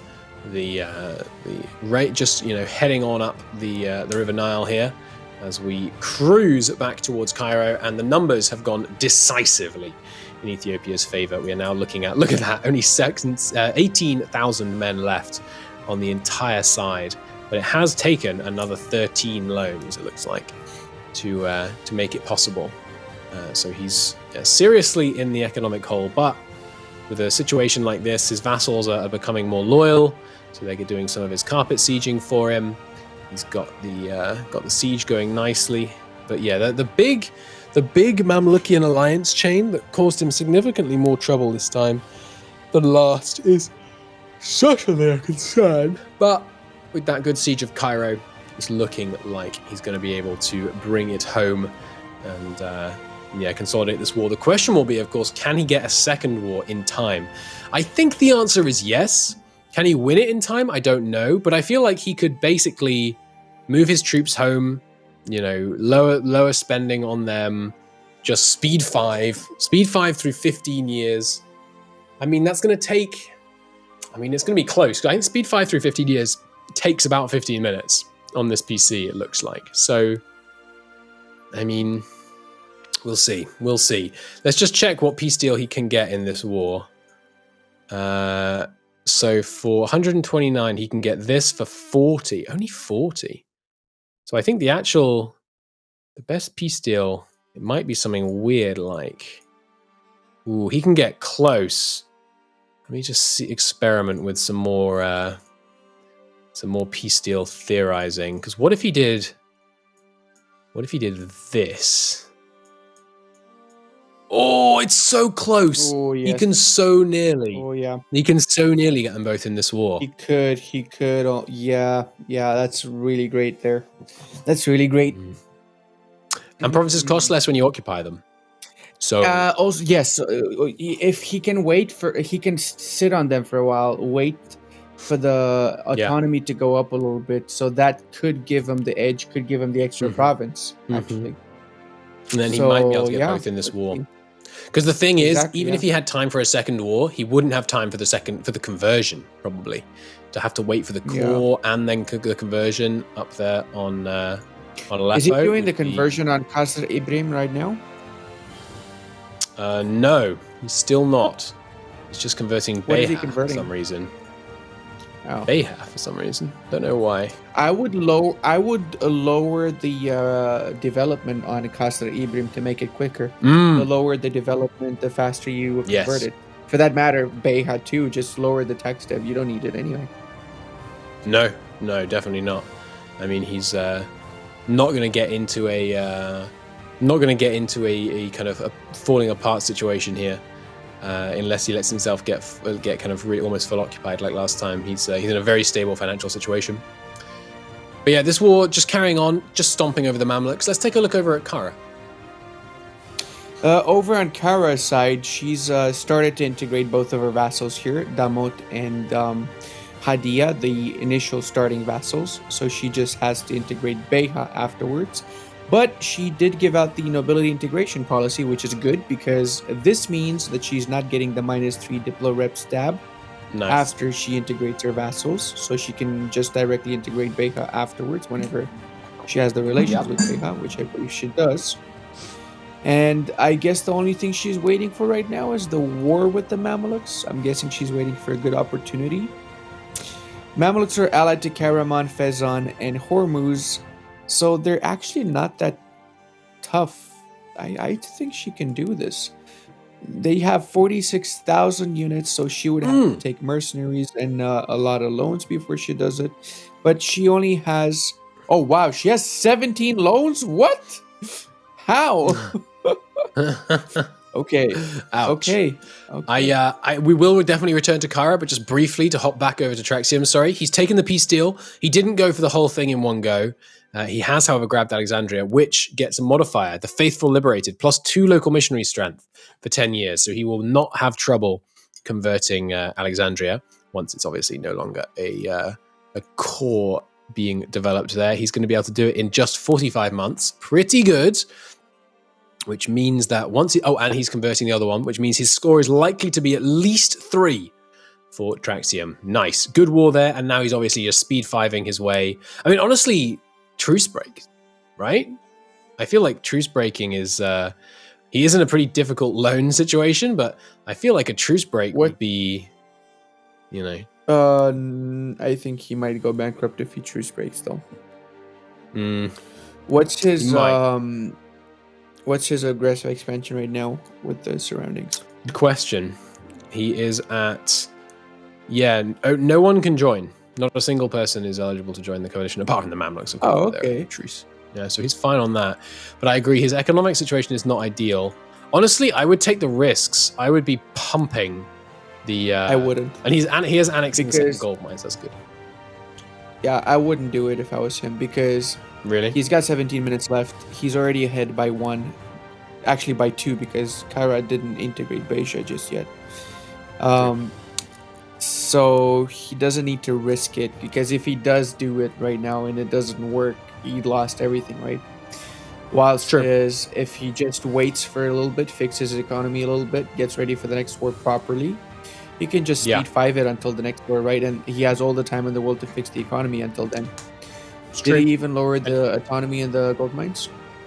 Yes, he has, and he's just devved up the second one. Oh, he could do it again actually, on Damot at least. He could get the autonomy even lower. He's just devved it up to 10, and yeah, he's just speeding through here, waiting for that Mamlukian truce and to try and stabilize the economy a bit. Economy a lot more stable than it was a minute ago. Now he has that second gold mine for certain, and he has the second blessing for his faith, so he's able to get some extra discipline probably. I wouldn't wonder. Looking pretty good for him. Back over on Cara's side. Sorry, I know I interrupted, but that was just a big moment. No, you didn't interrupt. Don't worry. Cara's still waiting on the war with the Mamluks. She's starting to get the rebel swarms now. That's going to be for a while, to be fair. And she's almost finished integrating Beja, so she can start converting the province of Kastar Ibrim to Coptic. She also can start by exploiting the admin dev in Kastar Ibrim after she gets it, which she just did. This way it's going to be faster to convert that province. She can make it a state from a territory and then can issue the edict to get 1 extra % on a conversion cost, and she can get the advisor for... Well, she doesn't have the advisor for converting, but she can recycle if she really needs it. So that's definitely on the table there. She has to remember to lower the autonomy everywhere, though. That's very important. Both players have to, actually. Still a few provinces, if we scroll around, that still have autonomy. Yeah, very true. Very true. Similar. And something that a lot of E4 players forget, that whenever you integrate your subject, all of the provinces of that subject have 60% autonomy. after you integrate it. So even though it's your full core and everything, you still need to lower the autonomy because otherwise you're not. And also, they very often have almost no unrest, so it's a non-issue to lower the autonomy, even if you were concerned about rebels. Exactly. Yeah, if they're true faith, anyway. Yeah. How is everything on Traxium's side? Well, we are looking at only in 3 years till the Mamlukian truce. Not too long at all, because remember, that wasn't 100% peace deal that was yoinked in order to get up to Alexandria. So he's absolutely storming through the years. I thought it would take much longer. It's managing to run really quickly. This is what we're talking about. Speed 5, baby. It's in the name. And he's using it to the fullest, for sure. I mean, like I said before, he made the right choice, not truce breaking. He would have destroyed his economy country if he did. I agree. He's much, much more stable this way. And now he's he's short it the out. Loans, the 1%? I believe so, yeah. If we take a look at his inflation, it is cranking. But he's also managed to get his loan limit is 20 higher than when the war ended. To put that in perspective, that's a whole, and of course the amount is more, but just on the extra number of loans he's allowed to take, he's managed to increase his potential, solvency by a whopping 40%, which is crazy. I mean, that's a massive ability to stave off any potential problems here. And he is looking in a very strong position to be able to declare this war on the Mamluks. It looks like we may be looking at a 4-point game. I think 5 would be asking a lot with 30 minutes on the clock, but a 4-point game, which, as you recall, is of course what I said I thought they might get. So, I mean, I think we might get a 4-point game here. And look at that, he's actually managed to make his balance positive. We are officially in the green on Traxium's income statement right now, and the truce with the Ottomans is less than a year away. Question will be, can he now win the war? I have to imagine the answer is yes. He practically outnumbers them, and they find themselves in a defender. Ooh, now this is a problem. The Mamluks find themselves as the defender in a war against Arkhunlu. No. Hang on, Arkhunlu declared war against Hisin Kafa and called in the Ottomans. This is bad. Now is when you truce break.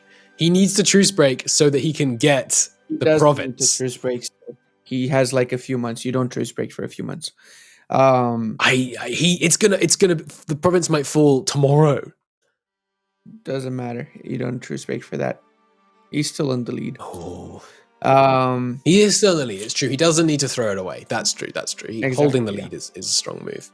Truce breaking for 3 months is literally just throwing the game. And there's the raise of the Mercs. There is the war declaration. He's storming straight in. Has he got the cannons? No, he hasn't got the tech yet. So we can't... but yeah, I mean, the province has now fallen to the Ottomans, so... Plus, if he takes enough lands from the Mamluks, he can prevent the Ottomans from taking what the Ottomans want to take. It's true, but the Ottomans are going to have at least 3 forts, it looks like. And he's playing this war at speed 5. I love it. What is the vital interest of the Ottomans right now? That's a great question. It includes the province. But this is a war with the Mamluks as a secondary participant. It's Hisin Kafa versus... So Ottomans and Mamluks are both secondary participants. Arkhunlu might well piece out the Mamluks for what they're interested in. That also includes that province. Either way, this might spell doom for the chances of him managing to get that 3rd province for them. He's grabbing as many sieges as he can at breakneck pace. He did manage to deny the Ottomans this siege, it looks like. Yes, he did. But with 10 minutes running, I mean, there's the peace deal. Oh, he's so lucky! Oh, he's so lucky! Oh my goodness. Arkhunlu lapping. Wow. Arkhunlu pieced him out, didn't take the province. He grabs just that province. That's all he needs. And now he just has to core it in time. Oh, that was a beauty. That was quite something. Oh, I mean, he had some bad luck earlier. That was lucky. That was extremely lucky. My goodness. Sure. So is he going to make any plays beyond that? I don't think so. I don't think so, but we can have a look He here. doesn't need to. I mean, he definitely doesn't need to. Yevran would be quite something. He'd have to go to war with Arkyunlu, who's allied to the Ottomans. So I suspect he's going to rest on his laurels. Probably. Switch over to Cara for a bit here. Yeah. We have the war with the Mamluks. Hey! Kara's going on speed 5 during the war. That's a very dangerous move right there. I would expect has at the numbers, least speed 4 or 3. But this woman clearly likes to live dangerously. So She does. She's plowing through.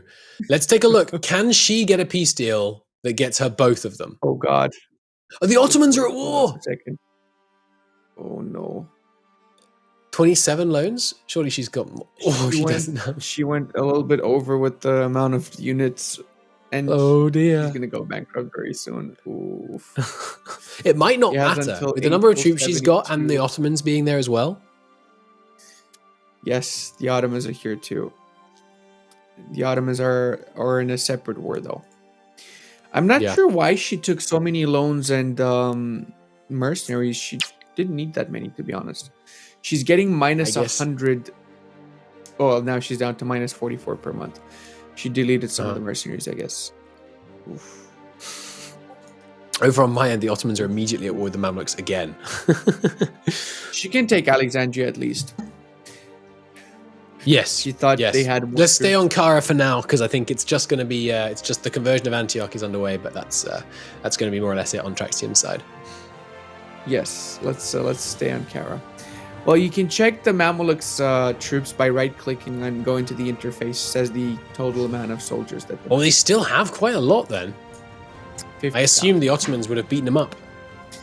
I would keep the troops a lot closer if I was Cara, though, just in case the Mamluks might try and sneaky some of them, like keep divided half and half. But I'm guessing the Mamluks are probably busy with the Ottomans right now, mostly, because I don't see them anywhere around here. So they have to be fighting the Ottomans, I assume. Sure. Peace deal wise, she Or could, just running from both. or running from both, yeah. She could definitely get Alexandria. I don't think she'd be able to get Antioch too, especially since she'd need to wait for the Ottomans to finish their war first, right? And But have to then not again- take it. No, she could get both, because she could just get this, like this, Oh yeah. and then snake That's the way almost all as the way much. to Antioch, because she doesn't need to have the connection to the rest of her. Because she has that provinces. coast, We- unlike Traxium earlier. Yeah. Yeah. Exactly. We didn't think about that. She wouldn't have access, but she could still get the provinces, right? And if Yeah. she keeps some of her troops here, she can just kill off any potential rebels. So that would basically put her on the same level as Traxium then. Yeah. If she did that particular peace deal right there. Is the Ottomans the primary participant in that war? The Ottomans have a separate war. This is just her. No, but I mean, are against, they the primary? Is it an Ottoman war, or are the Ottomans allied Yes, to someone yes, else? they are. It is Oh, okay. So The they're Ottoman- almost certainly going to take Aleppo then. conquest of Kayseri. But But they it's, didn't. Whoa! They did take- what? Wow. That's so Okay, frustrating, that is though, because by really taking that province, they also deny her the chain she needs to get to Aleppo. Well. Oh, that's heartrending. Yeah. She'd need to get an extra 2 provinces to get there now.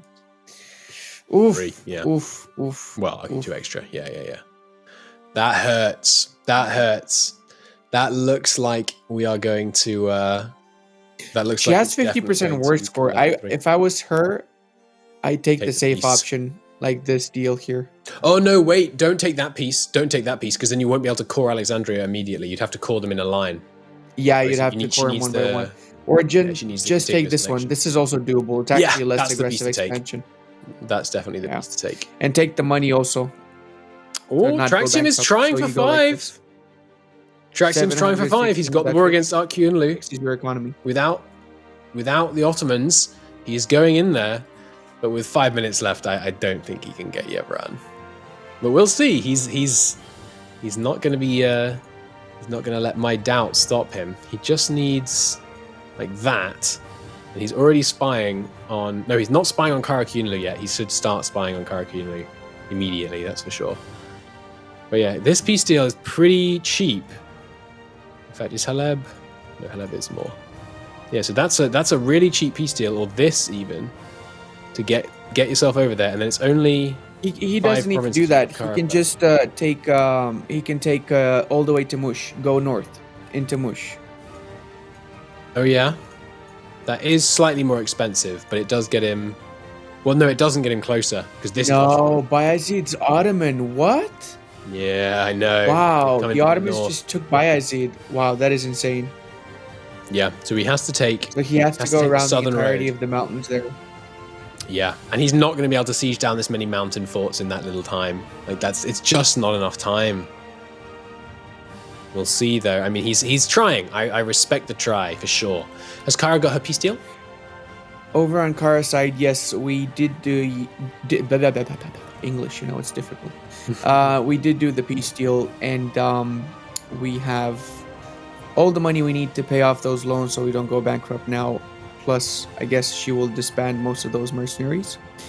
And it looks like the Copts have come out of their caves, out of hiding, and are nice helping out, eventually converting this province to Coptic. Yeah. So that's good. With only We do 3 have minutes 3 left, though, she needs to be unpaused at speed 5. Because she has not got long to get that conversion done. Lower the autonomy! She really does not have long to get that conversion done. She needs to be unpaused at speed 5. Cara! I guess now it's down to seeing how many provinces get converted to the religion, right? Because how about Traxium? Did he get Coptic in Alexandria? He's got it all done. Yeah, he's got the 4 points. Wow. He's fully locked down. Yeah. Wow. Quite a while ago, actually. So, yeah, there's no there's no way they're going to... Oh, actually, I've just forgot. He doesn't actually have to convert Yavran, but with 2 minutes, 40 seconds, there's no way he can win a war against Karakunlu in that time. I don't think. Yeah, for sure. Mountain forts, defensiveness, just the forts to begin with. I mean, it's a level 3 fort you have to get through as well. Oh, and the Ottomans just declared on him. Oh no! The Ottomans have taken one off him. It's a good thing he got it converted. That would have been bad. The Ottomans have just occupied Aleppo. But it's still his. It's still Coptic, so it still counts as a point. But, I mean... it's a good thing for him that we're at the end, because the Ottomans were about to take Aleppo off him. He probably couldn't have stopped them. That would have resulted in a draw. Wow. Cara is coming so close to these wins. Oh my god. Yeah, he's being beaten back, but the Ottomans aren't going to be able to enforce a peace deal in 1 minute and 45 seconds, so yeah. Is Cara going to be able to get the conversion done with 1 minute and 40 left? Please tell me she's at speed 5. She's on speed 5, yeah. She is quarrying up everything. Oh, it's going to be so close! Oh my god, it's going to be unbelievably close. She needs the enforced religious unity. She got zealots on Casa Ibrahim. No! You're kidding me! Oh, that's tragic! No, Cara! Cara has been coming so close to greatness so many times! Oh my god! I don't believe it! That is absolutely tragic.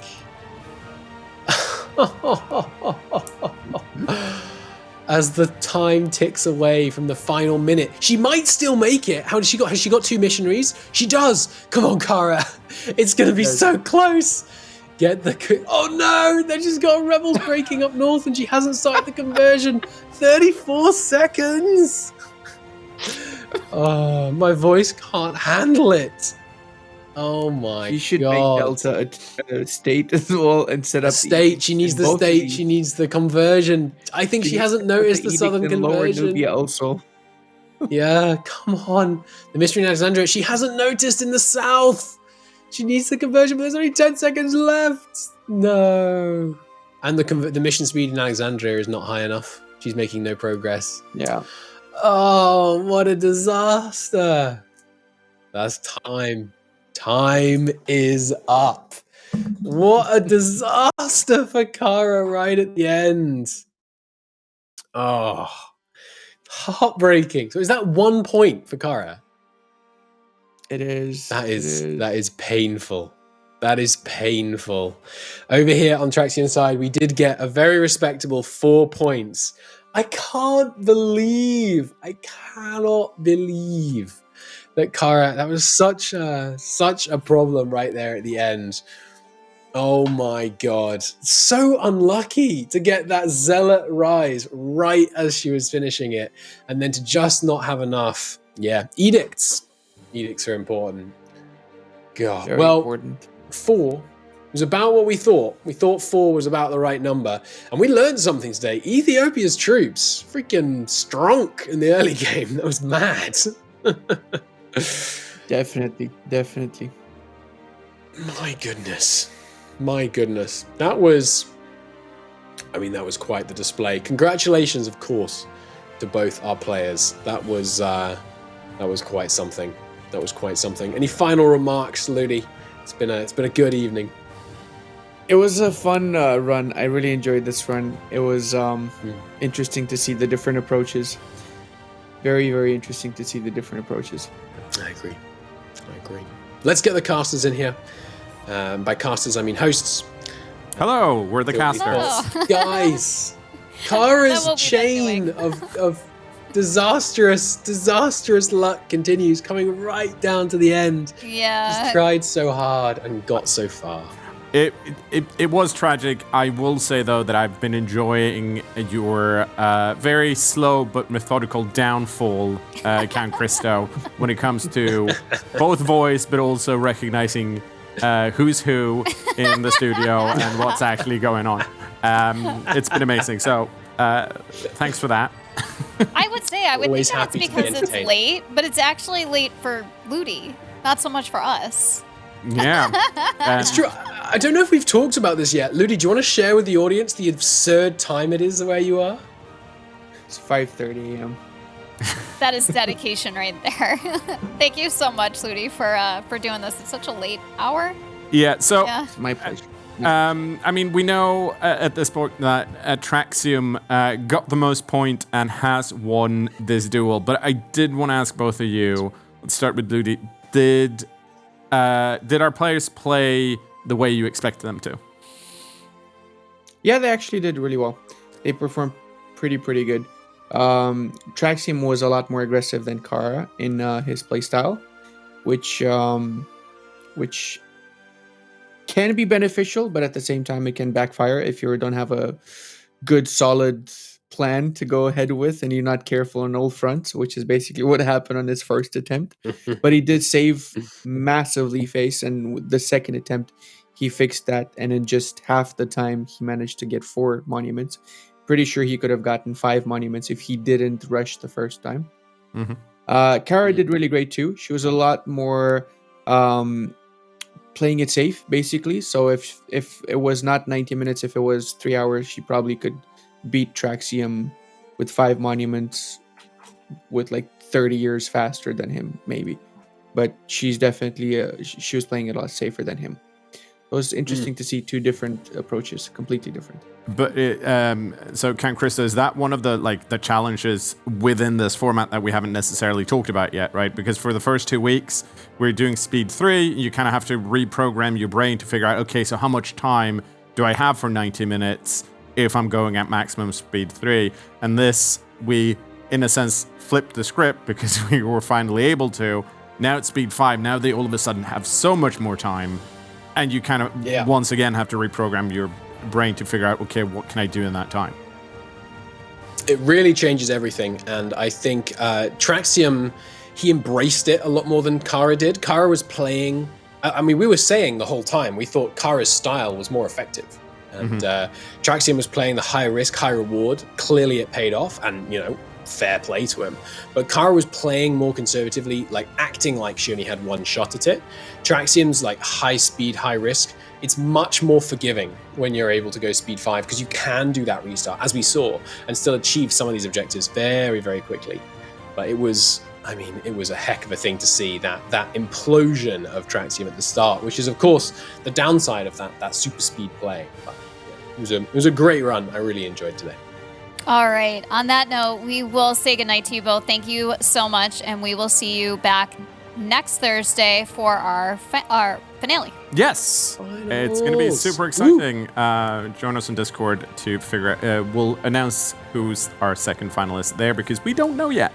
We'll talk more about that in a bit. In the meantime, do we have our players here?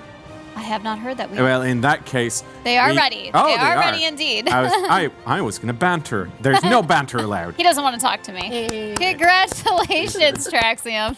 Very well played. Very good. Hi. Oh my god, I didn't realize I was in the call already. Sorry. Well, Thank you very welcome much. to the call. Well played. Commiserations to Cara. That means we at least know one thing. We know two things about next week. We know that Lath is going to be playing, and we know that Cara is unfortunately not going to be playing. But we'll get more into that in a bit. As we heard from our casters, slightly different playstyle, well, still the approach that they expected. Traxium, you went hard and fast, and it worked out for you in the second attempt. Was that your plan from the get-go? Okay, my plan was not to get how to say backdoored, because I was focusing on Egypt, and then I realized bankrupt. What the? Okay, bankrupt, and then I saw my whole country was occupied. It was what? And then we had to restart, and luckily I could get 2 more monuments from the Mamluks, like running a lot faster. Many things could have been wrong, but I got lucky because the Mamluks were in some wars, but hopefully I managed to do it. I'm happy. Yeah, I mean, it was interesting to watch both of it because Traxium came out super, super fast. And then we had the restart, but thankfully going speed 5, which Traxium, I think I noticed you go on speed 4, speed 5 pretty much the entire time, which ended up working out well for you. And then on the other side of it, seeing Cara, who kind of took things a little bit like slow and steady wins the race. It could have really gone either way, and unfortunately, Cara just had, I'm sorry, you just had some bad events happen to you. Seems to be your recurring I'm theme. not a tragic EU4 player, true. Just But the approach, bad luck with the EU4. Yeah, I mean, the approach was good. It was a good strategy to kind of do the slow and steady thing. Unfortunately, it just didn't work out for you. Yeah, I suppose I wasn't used to the speed 5 thing either. I was like more comfortable playing with the speed 3 format from last week, I guess. So I wanted to try to take things a bit slower. I was like, oh, if I only have one shot, maybe I can get further. Yeah, I mean, it makes sense, at least to me, but I'm just watching. I'm not playing. I will say, though, Cara, you can take one thing home with you, and that is, of course, that you're the first player so far in Speed 5 history that's made, I think, Count Christo essentially lose his voice at least 2 out of 3 weeks when you've been playing. It's been a lot of emotions from that man because you've been so close in the last few minutes.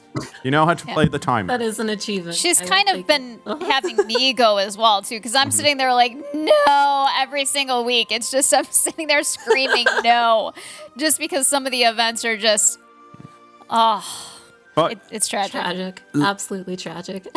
Let's focus forward a bit because, of course, this also means that it's both Absolute Habibi and Traxium that has a shot for the final next week. You guys are going to have to talk to Lady Magnus Good luck. after the stream and figure out a time when you can play, and she'll watch you, and then she will report back to the rest of us at Discord, and we probably will put it on our social medias as well, so you should probably follow them. I'm sure there's text below us, or we'll mention it at the end. You're playing bean counters.